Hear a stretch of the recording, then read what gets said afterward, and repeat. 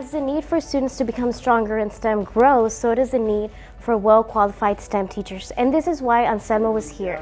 We definitely want to make sure that, we get someone that has the knowledge and the experience that really understands the program. So he will be prepping our teachers in robotics, engineering, and coding. Today we're training Sylvan teachers on different engineering programs that they offer.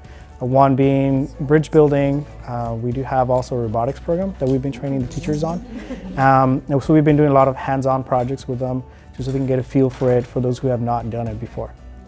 It was just a wonderful experience to be able to learn this material and understand the fact that, as teachers, we don't think that this is something we'll need specialized training in, but STEM is something that is growing. And I think for the RGV to have something such as STEM to be incorporated into our students will allow us as teachers to give our future students an opportunity to excel in this world.